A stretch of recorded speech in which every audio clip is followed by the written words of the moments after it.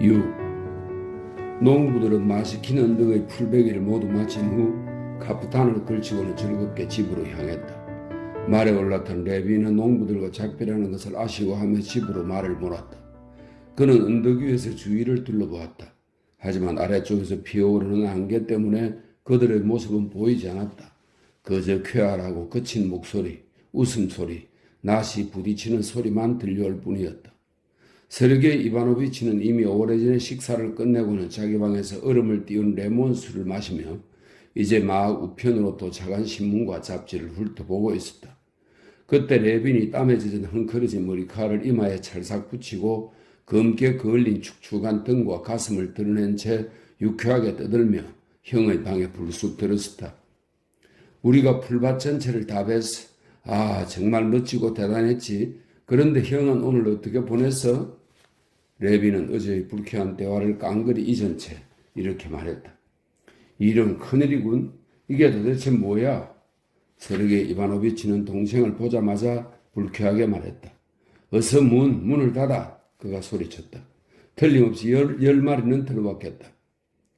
세르게이 이바노비치는 파리를 못 견디게 싫어했다. 그래서 자기 방에 있을 때는 밤에만 창문을 열고 방문은 늘 꼭꼭 닫아두곤 했다. 한 마리도 없어. 맹세해. 만약 들어왔다면 내가 잡을게. 형은 내가 오늘 얼마나 즐거웠는지 짐작도 못할 거야. 형은 오늘 어떻게 보냈어? 잘 지냈다. 그런데 너 말이야. 정말로 하루 종일 풀을 뱉니? 늑대처럼 굶주려 있겠군. 쿠즈마가 널 위해 온갖 음식을 준비하더라. 아니, 별로 먹고 싶은 생각이 없어. 그곳에서 먹었거든. 우선 씻어야겠어. 그래, 가라, 가. 내가 곧 너에게로 가마. 세르게이 이바노비치는 고개를 저으며 동생을 바라보았다. 가, 어서 가. 그는 미소를 지으며 덧붙였다. 그러고는 책을 주섬주섬 모은 뒤 나갈 준비를 했다.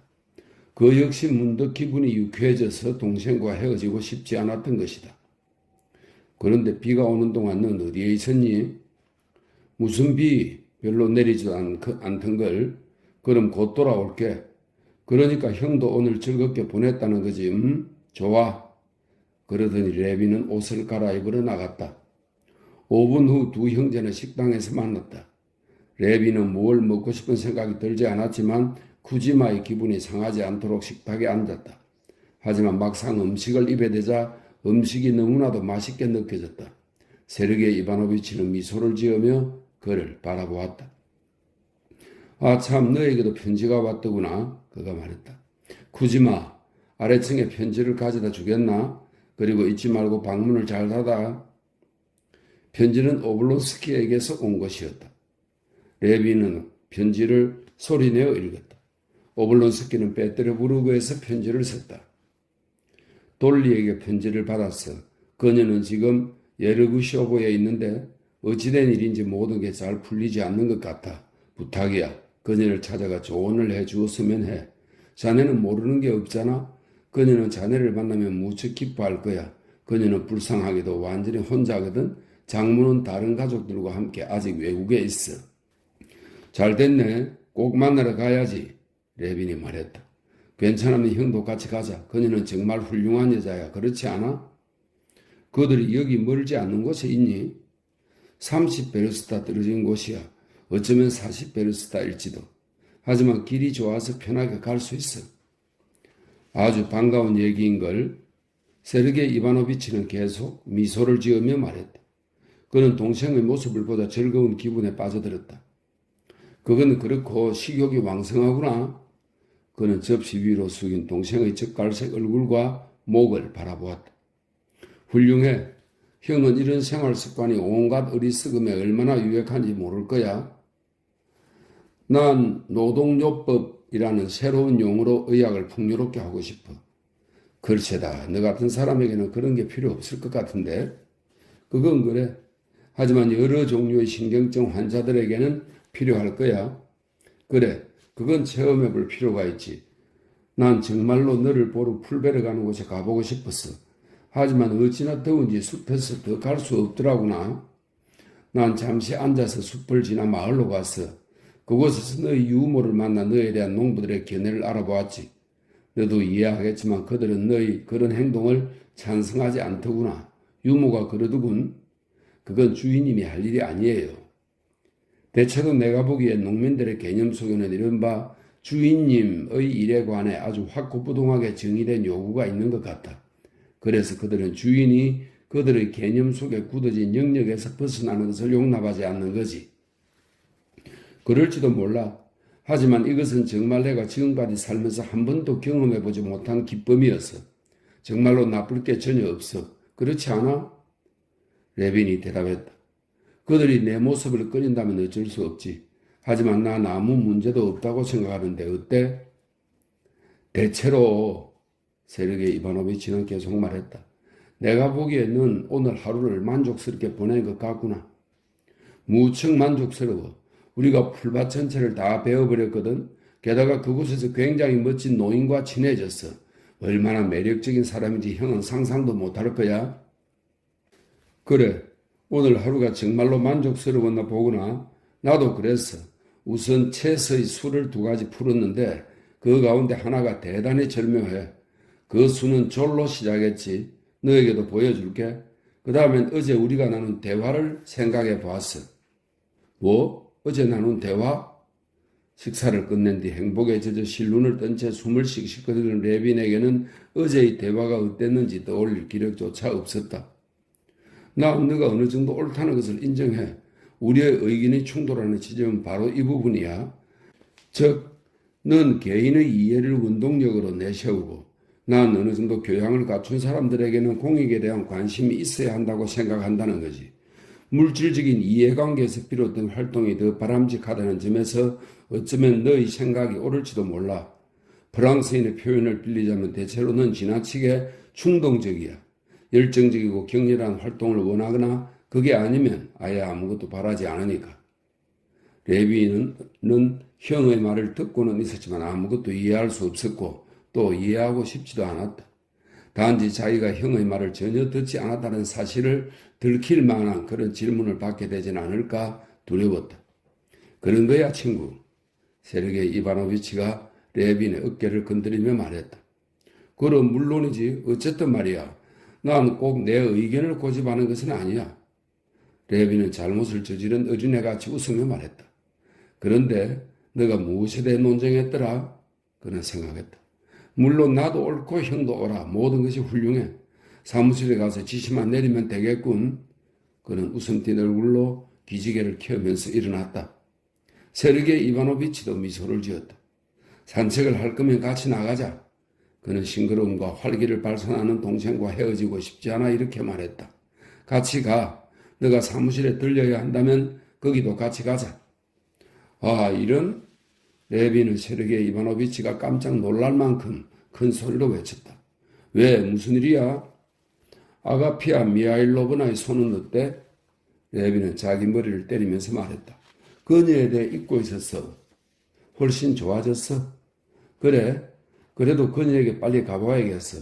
형이 모자를 쓰기도 전에 돌아올 거야. 그러더니 그는 딸랑이 장난감처럼 뒤축을 요란하게 울리며 계단을 뛰어내려 갔다. 7. 스테판 아르가지치가 모든 관리들이 익히 아는 지극히 자연스러운 의무. 설명입니다. 관리가 아닌 사람은 이해할 수 없을 것이다. 이런 설명이네요. 그것을 하지 않으면 관청에서 근무하는 것조차 불가능한 가장 절실한 의무. 즉 내각 관료들에게 자신의 존재를 상기시키는 의무를 위해 빼떼르부르크를 방문하여 집안의 돈을 거의 다 끌어다 경마장과 별장을 드나들면서 유쾌하고 즐거운 시간을 보내는 동안 돌리는 가능한 한 지출을 줄이기 위해 아이들과 시골로 거처를 옮겼다. 그녀는 결혼할 때 친정에서 상속받은 예르구쇼보 마을로 왔다. 그곳은 올봄에 스테판 아르카지치가 숲을 처분한 곳이었고 레빈이 사는 포스롭스코에서 50베르스타가량 떨어진 곳이었다. 예르구쇼브에 있던 크고 낡은 저택은 이미 오래전에 흘렸고 공작이 개조하고 확장해 놓은 별채만 한 채 있을 뿐이었다. 이 별채는 다른 별채들처럼 정면의 가로수길이나 남쪽을 향해 비스듬히 세워지긴 했지만 20여 년 전, 즉 돌리가 어릴 때만 해도 넓고 편리한 곳이었다. 그러나 이제는 이 별채도 낡고 쇠락해버렸다. 올 봄에 스테판 아르가지치가 숲을 처분하러 갈 때 돌리는 그에게 집을 잘 둘러보고 사람들을 시켜 수리를 해놓으라고 부탁했다. 뜻듣지 못한 남편들이 그러하듯 스테판 아르가지치도 아내의 편의에 대해 몹시 신경을 쓰며 직접 집을 둘러보고 그가 보기에 필요할 것 같은 모든 것들에 대해 지시를 내렸다. 그의 생각으로는 가구를 크레톤 사라사천으로 갈아 씌우고 커튼을 달고 정원을 깨끗이 손질하고 연못에 다리를 놓고 꽃을 심어야 할 것 같았다. 하지만 그는 꼭 필요한 다른 많은 일들에 대해 잊고 있었고 이러한 준비 부족이 나중에 다리아 알렉산드로브나를 괴롭혔다. 스테판 아르가디치는 사려 깊은 아버지와 남편이 되려고 아무리 애를 써도 자기에게 아내와 아들이 있다는 사실을 도무지 기억하지 못했다.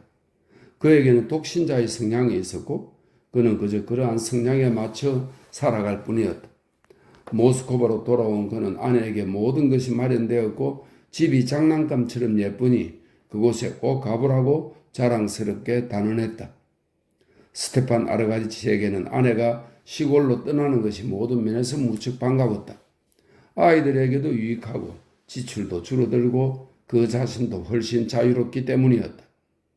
다리아 알렉산드로브나도 여름을 시골에서 보내는 것이 아이들을 위해 특히 성홍열을 앓은 후 건강을 회복하지 못한 딸을 위해 꼭 필요하다고 생각했다.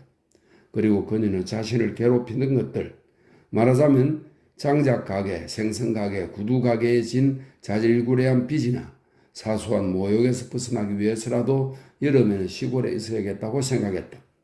게다가 그녀가 시골로 떠나는 것을 기뻐한 데는 한 가지 이유가 더 있었다. 그녀는 한여름에 외국에서 돌아올 동생 키티를 자기가 머무는 시골에 불러들이는 상상을 했다. 게다가 의사도 키티에게 목욕이 좋다고 처방을 내린 상태였다. 키티는 온천에서 돌리에게 편지를 써보냈다. 두 사람의 어린 시절의 추억으로 가득한 예르부 쇼보에 돌리와 여름을 보내는 것만큼 자신을 미소짓게 하는 것은 없다고.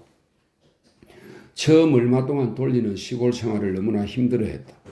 그녀는 어린 시절을 시골에서 보낸 데다 그녀의 머릿속에는 시골이란 도시의 모든 불쾌한 것으로부터의 구원이며 비록 생활은 우아하지 않지만 괄호 속에 돌리는 니즘에 대해서는 쉽게 타협했다. 이렇게 설명되어 있습니다. 비록 생활은 우아하지 않지만 그 대신 비용이 적게 들고 편리한 곳이라는 인상이 남아있었다. 뭐든지 있고 뭐든지 싸고 뭐든지 구할 수 있으며 아이들에게도 좋은 곳. 그러나 안주인의 몸으로 시골에 내려온 지금 그녀는 그 모든 것이 자신의 생각과 전혀 다르다는 사실을 깨달았다. 그들이 도착한 다음날 큰 비가 쏟아졌다. 밤이 되자 북도와 아이들 방에 비가 새서 침대를 응접실로 옮겨야 했다. 집에는 요리사도 없었다. 가축을 돌보는 하녀는 암소 9마리 가운데 어떤 것은 새끼를 뱉고 어떤 것은 막 첫 새끼를 낳았으며 어떤 것은 나이가 들었고 어떤 것은 젖이 별로 없다고 했다. 아이들에게 먹일 버터와 우유조차 부족했다. 달걀도 없었다. 암탉을 구할 수도 없었다. 그래서 보라색을 낀 넓고 질긴 수탈들을 굽거나 삶아 먹어야 했다. 마루를 닦을 안악도 구할 수 없었다. 다들 감자밭에 나가 있었던 것이다. 마차를 타고 다닐 수도 없었다. 말 한 마리가 성격이 워낙 괄괄하여 수레채를 매기만 하면 목을 잡아 뺐기 때문이었다. 멱을 까물 곳도 없었다. 냇가는 온통 가축들에게 짓밟혀 있었고 길에서 훤히 들여다 보였다.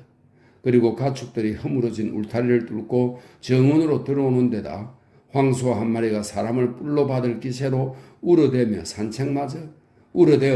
산책마저 할 수 없었다. 변변한 옷장도 없었다.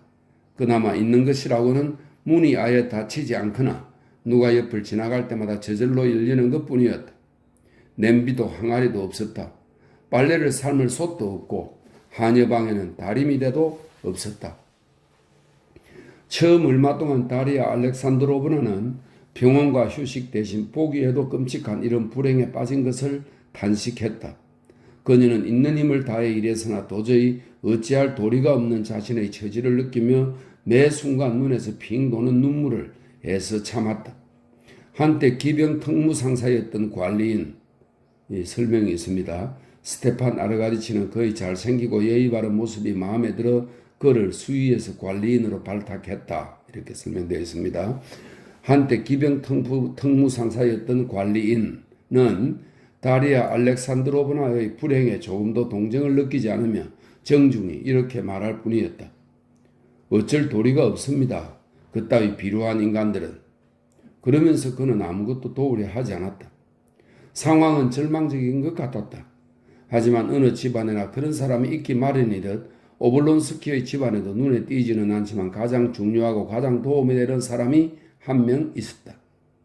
마침 마트리오나 필리노브나였다.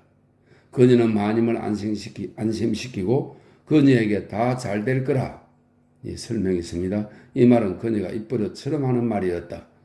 마트베이는 이 말을 그녀에게서 배웠다. 설명이 되어 있네요.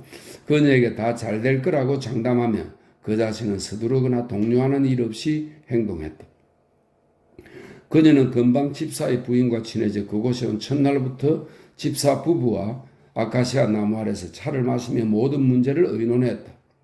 얼마 지나지 않아 아카시아 나무 아래에는 마테로나 필리노브라는의 클럽이 생겼다. 집사 부인과 촌장과 서기로 이루어진 이 클럽을 통해 생활의 어려움이 조금씩 풀리기 시작했으며 일주일 후에는 실제로 모든 것이 다 잘 되었다.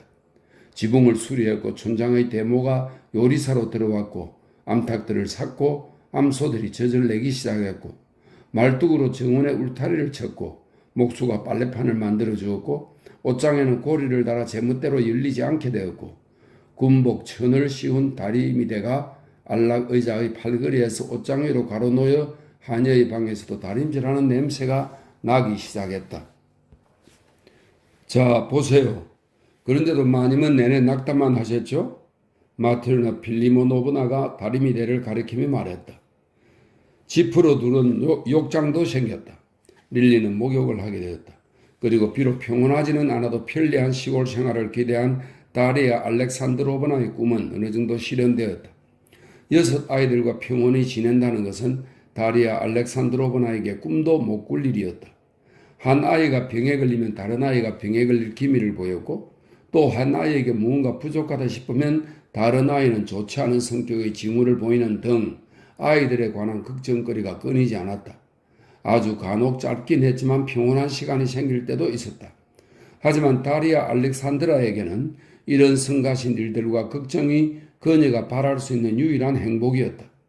만약 이런 것이 없었다면 그녀는 자기를 사랑하지 않는 남편에 대한 생각에 홀로 빠져 있었을 것이다.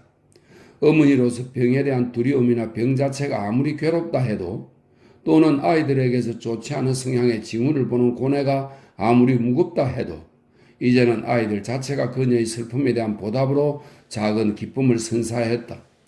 이러한 기쁨은 너무나 작아서 모래 속에 섞인 금처럼 잘 보이지 않았다.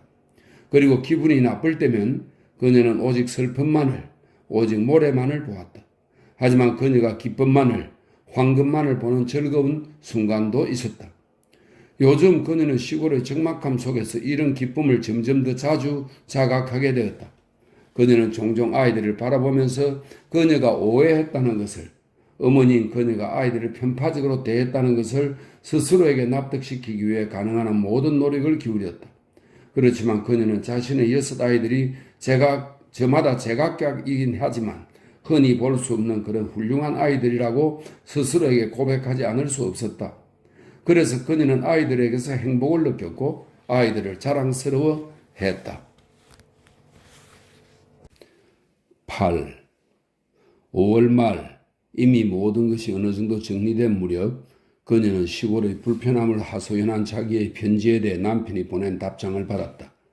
그는 편지에서 모든 것을 깊이 헤아리지 못한 점에 대해 용서를 구하며 기회가 닿는 대로 곧 내려가겠다는 약속을 했다. 그러나 그런 기회는 생기지 않았고 다리아 알렉산드로브나는 6월 초까지 시골에서 혼자 지내야 했다. 성 베드로 제 주간의 일요일에 다리아 알렉산드로브나는 아이들 모두가 성찬을 받을 수 있도록 마차를 타고 예배에 다녀왔다. 다리아 알렉산드로브나는 동생과 어머니와 친구들과 철학에 관한 대화를 허물없이 주고받을 때면 종교에 관한 자유사상들로 그들을 놀라게 할 때가 많았다. 그녀는 윤회라는 그녀 나름의 기묘한 종교를 갖고 있었다. 그녀는 교회의 교리에는 거의 아랑곳하지 않고 윤회수를 굳게 믿었다. 하지만 가정 안에서 그녀는 모범을 보이기 위해서뿐만 아니라 진심을 다하여 교회의 모든 요구를 엄격히 수행했다. 그래서인지 아이들이 한 해가 넘도록 성찬을 받지 않았다는 사실은 그녀의 마음을 몹시 불안하게 했다. 그리하여 그녀는 마트리오나 필리모노브나의 적극적인 찬성과 공감에 힘입어 올여름에 이 일을 끝내리라 마음먹었다. 다리아 알렉산드로브나는 며칠 전부터 아이들을 어떻게 입힐지 고민하고 있었다. 옷을 새로 마련하고 수선하고 세탁하고 솔기와 소매의 주름 장식을 넓히고 단추를 달고 리본을 준비했다. 다만 가정교사인 영국 여자가 만들어준 타니아의 옷 한 벌이 다리아 알렉산드리아의 마음을 몹시 상하게 했다. 영국 여자가 옷을 수선하면서 허리 주름을 제 위치에 달지 않고 소매 구멍을 너무 크게 파는 바람에 옷이 거의 못쓰게 된 것이다. 소매는 타니아의 어깨에 너무 꽉 조여서 보기에도 불쾌할 정도였다. 하지만 마트리오나 필리모노브나가 옷에 섭을 대고 두근을 만들어 달자는 생각을 해냈다. 이 일은 잘 수습되었지만 그 일로 영국 여자와 말다툼을 하다시피 했다. 하지만 이튿날 아침에는 모든 준비가 끝났고 9시가 되자 고붓게 차려입은 아이들이 기쁨으로 얼굴을 빛내며 현관 계단에 낸 콜야스크 앞에 어머니를 기다리고 있었다. 마트리오나 필리모노브나의 후원 덕분에 다루기 힘든 보론 대신 집사의 딸 브로이를 콜야스카에 맸다. 그리고 몸 단장을 하느라 꾸물거리던 다리아 알렉산드로브나가 하얀 모슬린 옷을 입고 콜야스카에를 타러 나왔다. 다리아 알렉산드로브나는 염려와 흥분이 뒤섞인 마음으로 머리를 빗고 옷을 입었다. 한때 그녀도 자신을 위해, 즉 사람들에게 아름답게 보이기 위해 옷을 차려입었다. 그런데 나이가 들수록 그녀는 차츰 몸 치장하는 것을 좋아하지 않게 되었다. 그녀는 자신의 매력을 잃기 시작했다고 생각했다. 하지만 지금 그녀는 다시 즐거움과 흥분을 느끼며 몸 치장을 했다. 지금 그녀가 몸 치장을 한 것은 자신을 위해, 자신의 아름다움을 위해서가 아니라 이 사랑스러운 아이들의 어머니로서 전체적인 인상을 망치고 싶지 않았기 때문이었다. 마지막으로 거울을 바라보며 그녀는 자신의 모습에 만족했다. 그녀는 아름다웠다. 그 아름다움은 예전에 그녀가 무도회에서 보이고 싶어 하던 그런 아름다움이 아니라 그녀가 지금 마음에 두고 있는 목적에 어울리는 아름다움이었다. 교회에는 농부들과 가옥 관리인들과 그들의 안악들 외에는 아무도 없었다. 하지만 다리아 알렉산드로브나는 자신과 자신의 아이들이 불러일으킨 감탄을 보았다. 아니, 보았다고 느꼈다. 아이들은 예쁜 옷을 차려입어 아름다웠을 뿐만 아니라 반듯한 몸가짐 때문에 사랑스러웠다. 사실 알료샤는 그다지 반듯하게 서 있지 않았다. 알료샤는 계속 뒤를 돌아보며 재킷의 뒤쪽을 보고 싶어 했다. 그래도 무척 사랑스러웠다. 타니아는 어른스럽게 서서 동생들을 바라보았다. 하지만 막내딸 릴리는 모든 것에 천진난만한 놀라움을 드러내는 모습이 사랑스러웠다. 릴리가 성찬을 받으며 조금만 더 기다려주세요 라고 말할 때는 미소를 짓지 않을 수 없었다. 집으로 돌아오는 동안 아이들은 무언가 엄숙한 일이 일어났다고 느껴서인지 매우 조용했다. 집에서는 모든 것이 흡족하게 진행되었다. 그러나 점심 식사를 하는 동안 그리시아가 휘파람을 부르대기 시작했다. 더욱 나빴던 것은 그리시아가 영국 여자의 말에 순종하지 않아 달콤한 피로그를 받지 못한 것이다. 만일 다리아 알렉산드로브나가 그 자리에 있었다면 그녀는 이런 날에 벌을 주는 것을 허락하지 않았을 것이다. 하지만 그녀는 영국 여자의 지시를 지지하지 않을 수 없었기 때문에 그리시아에게 달콤한 파이를 주지 않겠다는 영국 여자의 결정을 인정하고 말았다. 그 일은 가족들의 기쁨을 얼마간 망쳐놓았다. 그리시아는 니쿨렌카도 휘파람을 불었는데 그 애한테는 벌을 주지 않는다고 말하면서 울었다. 그리시아는 자기가 피로그 때문에 우는 것이 아니라 자기만 불공평한 대우를 받아서 운다고 말했다. 그 모습이 너무나 서글퍼 보여 다리아 알렉산드로브나는 영국 여자와 의논한 뒤 그리시아를 용서하기로 하고 그 아이에게 가보았다. 그러나 응접실을 지나가던 그녀는 그곳에서 눈물이 날 만큼 그녀의 마음을 기쁨으로 꽉 채운 장면을 보게 되었다. 그래서 그녀는 죄인을 용서해 주었다. 벌을 받은 소년은 응접실의 구석 창가에 앉아 있었다. 소년 옆에는 태아니아가 접시를 들고 있었다. 타니아는 인형에게 밥을 먹인다는 핑계로 영국 여자에게 자기 몫의 피로구를 어린이 방으로 가져가도 좋다는 허락을 받은 후 대신 그것을 동생에게 가져온 것이다. 소년은 자기가 부당한 벌을 받았다고 계속 훌쩍거리면서 누나가 가져온 파이를 먹었고 울먹이는 소리로 이렇게 말했다. 누나도 먹어. 같이 먹자. 같이. 처음에는 그리시아에 대한 동정심이 타니아의 마음을 움직였으나 나중에는 자신의 선한 행동에 대한 자각이 그녀를 감동해 줬게 했다. 그러자 그녀의 눈에서도 눈물이 글썽였다. 하지만 그녀는 동생의 말을 거절하지 않고 자기 몫을 먹었다. 아이들은 어머니를 보고 깜짝 놀랐다. 그러나 어머니의 얼굴을 뚫어지게 바라보며 자기들이 좋은 행동을 했다는 걸 깨닫고는 까르르 웃음을 터뜨리며 입안 가득 피로그를 문 채 웃음이 어린 입술을 두 손으로 닫기 시작했다.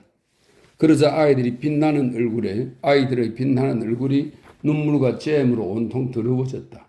어머나 하얀 새 옷을 티냐 그리샤.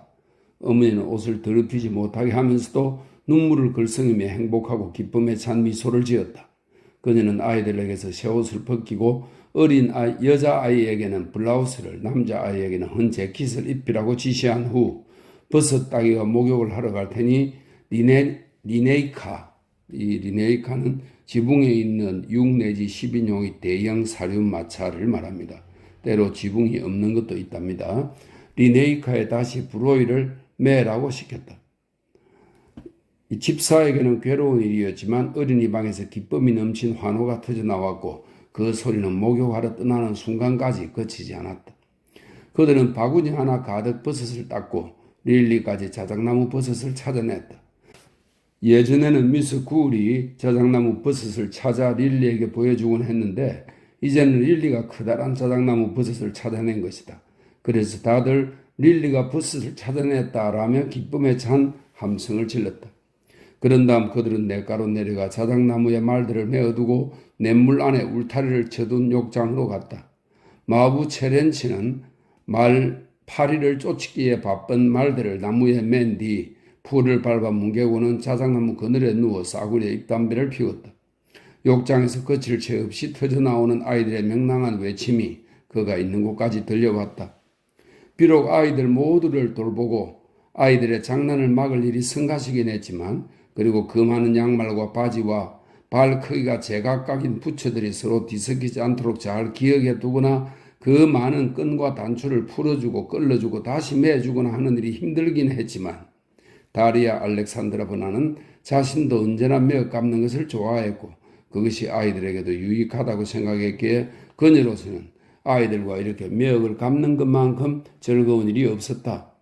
아이들이 작고 포동포동한 발을 차례차례 잡고 긴 양말을 잡아당긴다든지 아이들의 벌거벗은 작은 몸을 품에 안아 물에 담근다든지 때로는 즐거워서 때로는 놀라워서 외치는 아이들의 비명소리를 듣는다든지 놀라움과 즐거움이 가득한 눈을 동그랗게 뜬 채 숨을 헐떡이며 물장구를 치는 작은 천사들을 본다든지 하는 일은 그녀에게 커다란 기쁨이었다. 아이들 가운데 절반이 옷을 입었을 때 안젤리카는 미나리과의 여러 살이 풀을 말합니다. 안젤리카와 우유풀, 이 우유풀은 정확한 명칭은 등대풀이라고 하네요. 소에게 이 풀을 먹이면 젖이 많이 나온다는 설이 있어서 우유풀이라고 이름을 붙였다고 합니다. 안젤리카와 우유풀을 떠들어 다니던 아름다운 옷차림의 안악들이 쭈뼛쭈뼛 다가와 걸음을 멈추었다. 마트로나 필리모노브나는 물에 빠진 수건과 루바시카를 말려달라고는 부탁을 하려고 한 안악을 소리쳐 불렀다. 그래서 다리아 알렉산드로브나는 안악들과 얘기를 나누게 되었다.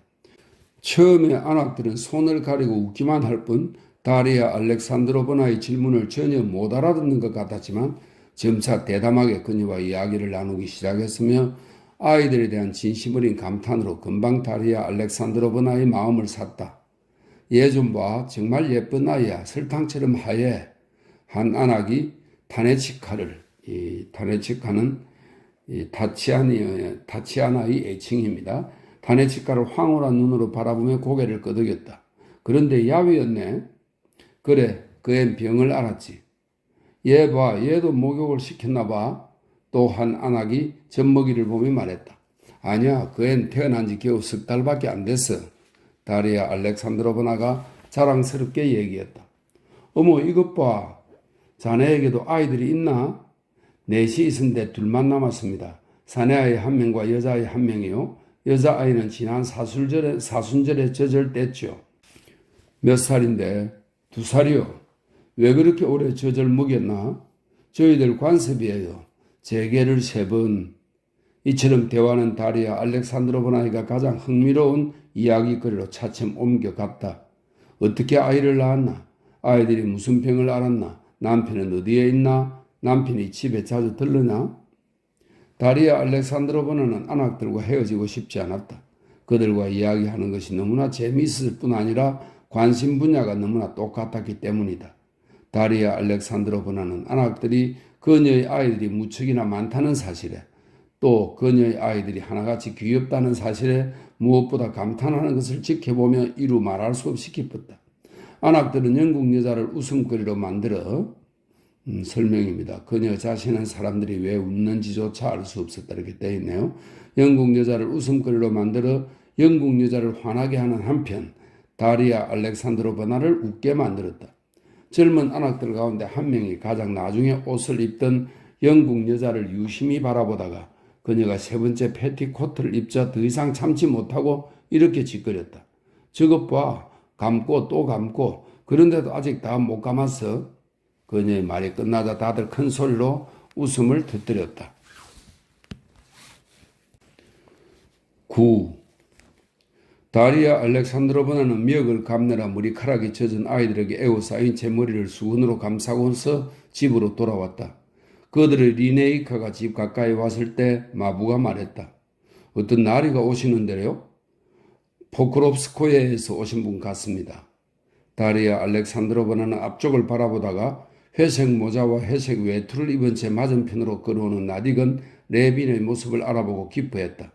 그녀는 그를 보는 것이 언제나 기뻤지만 지금은 특히 그에게 더없이 행복한 자신의 모습을 보여줄 수 있어 기뻤다. 그녀의 훌륭함을 레빈만큼 속속들이 이해해주는 사람은 아무도 없었다.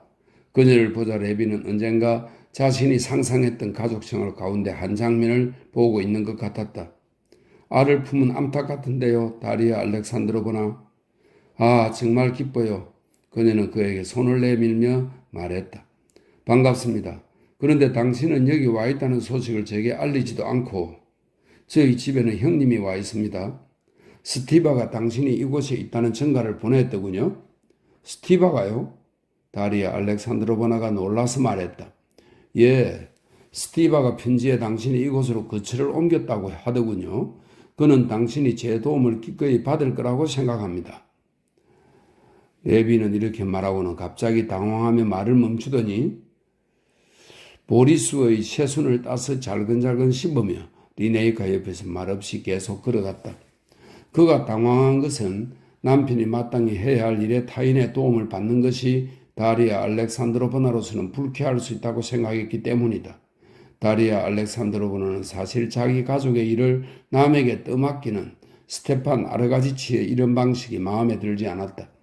그리고 그녀는 레빈도 그 점을 알고 있다는 것을 금방 알아차렸다. 다리아 알렉산드로브나는 레빈의 그런 세심한 이해와 섬세함 때문에 그를 좋아했다. 물론 나도 압니다. 레빈이 말했다. 그 말은 단지 당신이 날 만나고 싶어 한다는 의미에 지나지 않다는 것을 말입니다. 그래서 무척 기쁩니다. 물론 당신 같은 도해지 부인에게는 이곳이 야만스럽게 보일 거라고 생각합니다. 그러니 필요한 것이 있다면 무엇든지 말해 주십시오. 오, 아니에요. 돌리가 말했다. 처음에는 불편했지만 이제는 내 늙은 보모 덕분에 모든 것이 훌륭하게 정리되었어요. 그녀는 마트리오나 필리모노브나를 가리키며 말했다. 마트리오나는 두 사람이 자기에 대한 이야기를 하고 있다는 것을 알아채고 레빈에게 쾌활하고 다정한 미소를 지어 보였다.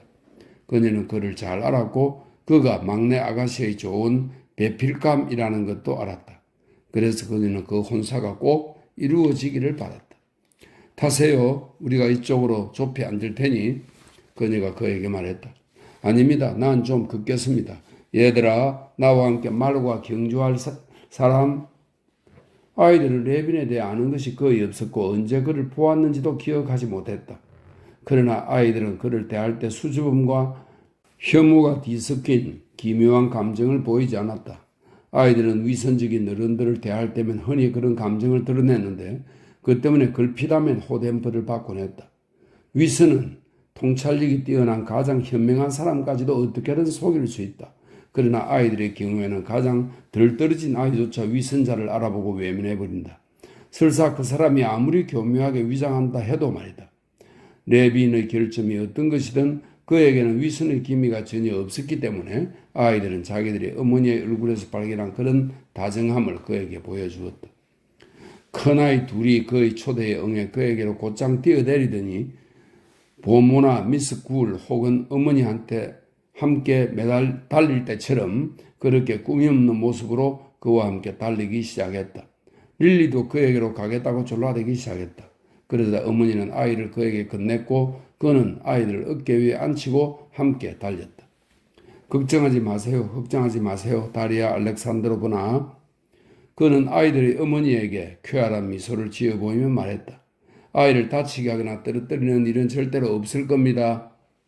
그의 빈틈없고 힘차고 조심스러운 그러면서도 지나치게 긴장된 동작을 보자 어머니는 마음을 놓으며 그에게 명랑한 격려의 미소를 보냈다.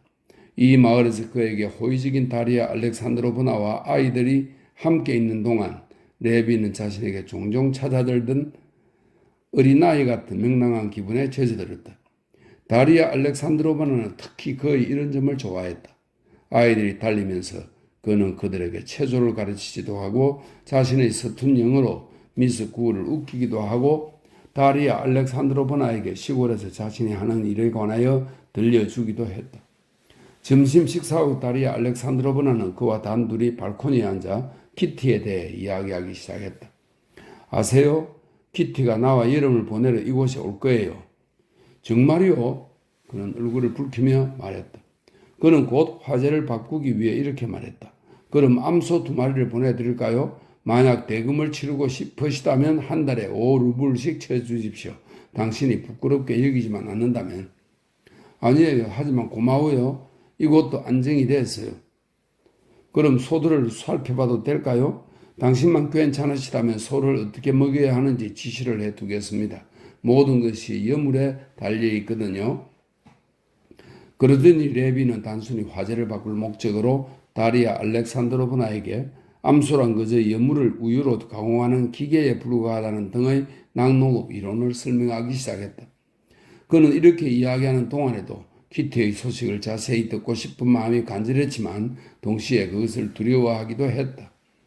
그는 그토록 힘겹게 얻은 행운이 무너질까 두려웠다. 그래요. 하지만 어쨌든 그 모든 것을 감독해야 할 텐데 누가 그 일을 맡죠?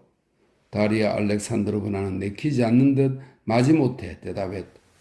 그녀는 마트로나 필리모노브나 덕분에 살림이 너무나 잘 정돈되었기 때문에 아무것도 바꾸고 싶지 않았다. 게다가 그녀는 농업에 대한 레빈의 지식을 신뢰하지 않았다. 그녀는 암소가 우유를 만드는 기계라는 견해를 미심쩍게 여겼다. 그녀가 생각하기에 그런 류의 견해는 살림에 혼동만 가져올 것 같았다. 그녀에게 모든 것이 훨씬 단순하게 보였다. 마트르나 필리모노브나의 설명대로 페스트루아와 벨로파에게 여물과 물을 더 많이 주고 요리사가 부엌에서 나오는 구정물을 세탁부 암소에게 빼돌리지 못하도록 하기만 하면 될 것 같았다. 그것만은 분명했다. 곡물 가루와 풀을 여물로 먹인다는 생각은 미덥지 않은 데다 불분명했다. 무엇보다 그녀는 키티에 관해 이야기를 나누고 싶었다. 10. 키티가 편지에 고독과 평온 외에는 아무것도 바라지 않는다고 썼더군요. 돌리가 침묵을 깨고 말했다. 그런데 그녀의 건강은 좋아졌습니까? 레비는 흥분하며 말했다. 덕분에 완전히 회복됐어요. 난 그 애가 폐병을 앓고 있다고는 결코 생각지 않았어요. 정말 기쁩니다. 레빈이 말했다. 레빈이 이렇게 말하며 돌리를 말없이 바라본 순간 그녀는 그의 얼굴에서 주체할 수 없는 감동적인 무언가를 본 것 같았다. 들어봐요, 콘스탄친 드미트리치. 다리아 알렉산드로브나는 그녀 특유의 선량하면서도 가볍게 조롱하는 듯한 미소를 지으며 이렇게 말했다. 당신은 무엇 때문에 키티에게 화를 내죠? 내가요? 화내지 않았는데요? 레빈이 말했다. 아니에요. 당신은 화를 내고 있어요. 당신은 어째서 모스크바에 있는 동안 우리 집에도 우리 부모님 집에도 들르지 않았나요? 다리아 알렉산드로브나. 그는 머리 밑까지 빨개져서 말했다. 당신같이 선량한 분이 그것을 깨닫지 못하다니 정말 놀랍군요. 당신은 어째서 날 전혀 가엾게 봐주지 않는 겁니까? 다 알면서. 내가 뭘 안다는 건가요? 알잖아요. 내가 청혼을 했다가 거절당한 것 말입니다. 레빈이 말했다. 그러자 그가 방금 전 키티에게 느꼈던 그 부드러운 감정이 그의 마음속에서 모욕에 대한 원한으로 바뀌었다. 당신은 어째서 내가 그 사실을 알고 있다고 생각해요? 다들 알고 있으니까요. 그것 봐요. 당신은 오해하고 있어요. 난 그 사실을 몰랐어요. 물론 짐작은 하고 있었지만. 어쨌든 이젠 알게 됐군요. 난 무슨 일이 있었다는 것밖에 몰라요. 키티는 그 일에 대해 아무것도 말해주지 않았어요. 내가 아는 것이라고는 무슨 일이 있었고 키티가 그 일로 몹시 괴로워한다는 것, 그리고 그 애가 나에게 그 일에 대해서는 아무 말 하지 말라고 부탁했다는 것 뿐이에요. 그 애가 내게도 하지 않는 이야기를 다른 사람에게 했을 리 없어요. 그런데 두 사람 사이에 도대체 무슨 일이 있었던 거죠? 말해봐요.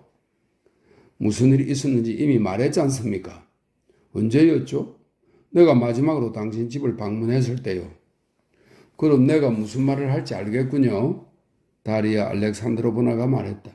난 그 애가 너무너무 가여워요. 당신은 그저 자존심 때문에 괴롭겠지만 그럴지도 모르죠. 레빈이 말했다. 하지만 그녀는 그의 말을 가로막았다. 하지만 그 애는 정말로 불쌍해요. 가여운 것. 이제야 모든 것이 이해돼요. 그럼 다리아 알렉산드로브나 실례하겠습니다. 그는 자리에서 일어나며 말했다. 안녕히 계십시오. 다리아 알렉산드로브나. 다음에 뵙죠. 아니 잠깐만요. 그녀는 그의 소매자락을 붙잡고 말했다. 잠깐만 앉아보세요. 제발 부탁입니다. 그 일에 대해서는 더 이상 말하지 마세요. 그는 이렇게 말하며 자리에 앉았다. 동시에 그는 이미 매장된 줄 알았던 희망이 자신의 마음속에 다시 일어나 꿈틀거리는 것을 느꼈다. 내가 당신을 좋아하지 않았다면, 이렇게 말하는 다리아 알렉산드로브나의 눈에 눈물이 글썽였다. 만일 내가 당신을 몰랐더라면 내가 아는 모습 그대로의 당신을, 죽어버린 줄 알았던 감정이 점점 더 생생하게 되살아나 레빈의 마음을 사로잡아 버렸다. 그래요. 이제야 모든 걸 알겠어요. 다리아 알렉산드로브나는 계속해서 말했다. 당신은 이해하지 못할 거예요. 자유롭게 선택하는 입장에 놓인 당신네 남자들은 자신이 누구를 사랑하는지가 언제나 분명하죠. 하지만 여성스럽고 처녀다운 수줍음을 기다리는 처지에 놓인 아가씨들은 당신 같은 남자들을 멀찍이서 바라보며 모든 것을 말만 듣고 믿어야 하는 아가씨들은 자기가 누구를 사랑하는지 무슨 말을 해야 좋을지 모르겠다고 느끼는 경우가 종종 있고 또 그럴 수 있어요. 하지만 마음이 말하지 않으면, 아니에요. 마음은 말하고 있어요. 하지만 생각해 보세요. 당신의 남자들은 어느 아가씨에게 관심을 갖게 되면 그 집에 드나들면서 그녀와 가까이 지내고 그녀를 요모조모 살피고 그녀에게서 자기가 좋아하는 점을 찾을 때까지 기다려요. 그러다 그녀를 사랑한다는 확신이 들면 청혼을 하죠. 글쎄요, 꼭 그렇지만도 않은데 상관없어요. 어쨌든 당신네들은 자신의 사랑이 무르익거나 선택을 기다리는 두 여자 사이에서 저울질을 끝내면 청혼을 하잖아요. 하지만 여자에게는 누구를 선택할지 묻지 않아요. 물론 다들 여자가 스스로 선택하기를 바라죠. 하지만 여자에게는 선택권이 없어요. 그저 네, 아니요 라는 대답만 할 수 있죠. 그래, 나와 브론스키를 놓고 선택을 한 거야. 레빈은 생각했다. 그러자 그의 마음속에서 되살아났던 사자가 다시 죽어버렸다. 이제 그 사자는 그의 심정을 고통스럽게 옥죄할 뿐이었다. 다리아 알렉산드로브나, 그가 말했다. 옷이나 다른 것을 구입할 땐 다들 그렇게 합니다. 하지만 사랑은 다릅니다. 선택은 끝났습니다. 그 편이 훨씬 좋습니다. 이제 두 번 다시 되풀이할 수 없습니다. 자존심. 다리아 알렉산드로브나는 여자들만 아는 다른 감정과 비교하면 그 감정은 저열한 것이라며 그를 경멸하는 듯 했다. 당신이 키티에게 청혼할 무렵 키티는 대답을 할 수 없는 입장이었어요. 그 애는 망설였어요. 당신과 브론스키 사이에서 망설인 거요. 브론스키는 매일같이 보였지만 당신은 오랫동안 보이지 않았어요. 그 애가 좀 더 나이가 들었다고 가정해봐요. 예를 들어 내가 그의 입장이었다면 망설임 같은 건 전혀 없었을 거예요. 난 항상 그가 혐오스러웠어요. 그러더니 결국 그렇게 끝나고 말았죠. 레비는 키티의 대답을 떠올렸다. 그녀는 말했다. 아니요, 그럴 수 없어요. 다리아 알렉산드로브나, 그가 메마른 어조로 말했다. 나에 대한 당신의 신뢰는 감사하고 있습니다. 당신이 오해한 것 같지만 말입니다. 하지만 내가 옳든 옳지 않든 당신이 그토록 혐오하는 이 자존심은 나로 하여금 까테리나 알렉산드로브나를 전혀 생각할 수 없게 만듭니다. 아시지 않습니까? 그녀를 생각하는 것이 아예 불가능하단 말입니다. 한 가지만 더 말할게요. 당신은 아시죠? 내가 내 아이들만큼이나 사랑하는 내 동생에 대해 이야기하고 있다는 걸요. 나는 지금 그 애가 당신을 사랑했다고 말하려는 건 아니에요. 다만 그 순간 그 애의 거절은 아무것도 입증하지 않았다는 것을 말하고 싶을 뿐이에요.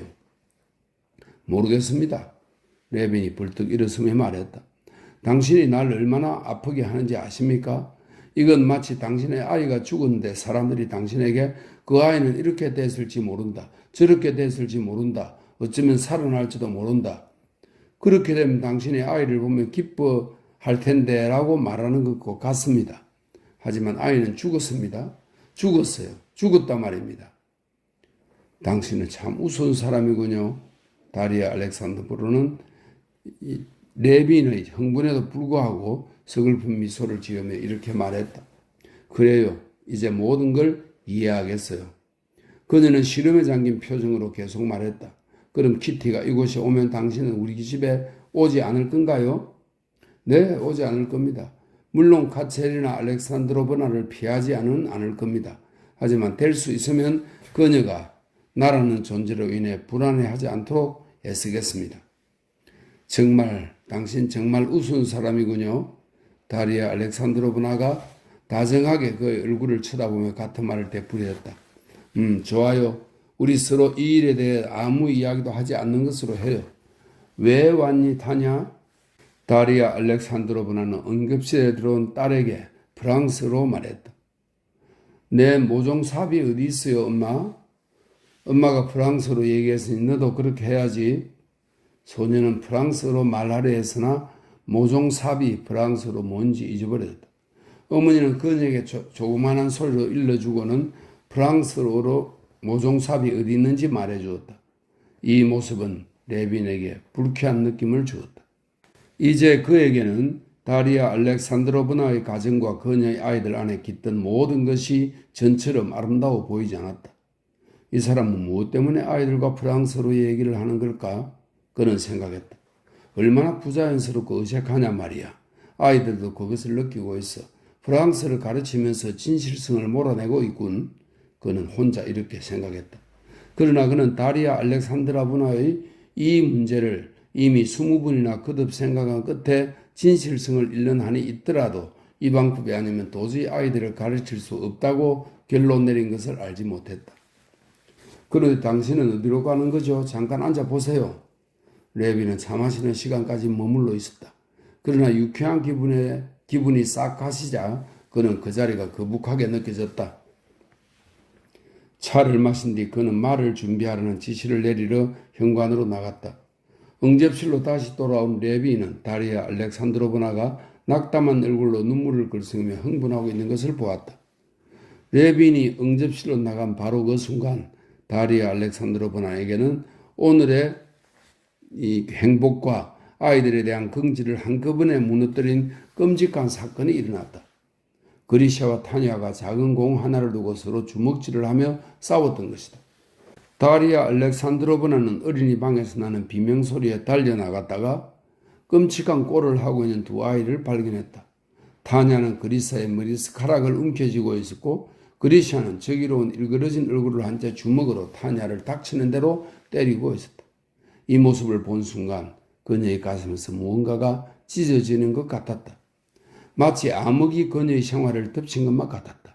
그녀는 자신이 그토록 자랑스러워한 아이들이 지극히 평범한 아이들일 뿐 아니라 거칠고 잔인한 기질에 교육도 제대로 받지 못한 못된 아이들이라는 것을 깨달은 것이다. 그녀는 다른 것에 대해서는 말할 수도 생각할 수도 없었다. 그녀는 레빈에게 자신의 불행에 대해 이야기하지 않을 수 없었다. 레빈은 그녀가 불행해하는 것을 보고는 이 일이 결코 나쁜 것을 증명하는 것은 아니며 어느 아이들이나 다 싸우기 마련이라고 말하면서 그녀를 위로하려 애썼다. 그러나 레빈은 말은 그렇게 하면서도 속으로 이렇게 말했다. 아니, 난 젠체하면서 아이들과 프랑스어로 말하는 짓은 하지 않겠어. 내 아이들은 저렇게 되지 않을 거야. 아이들에게 해악을 끼치거나 아이들이 삐뚤어지게 내버려 두지만 않으면 돼. 그러면 아이들은 훌륭하게 자랄 거야. 그래, 내 아이들은 저렇게 되지 않을 거야. 그는 작별 인사를 하고 그곳을 떠났다. 그녀도 그를 붙잡아 두려 하지 않았다.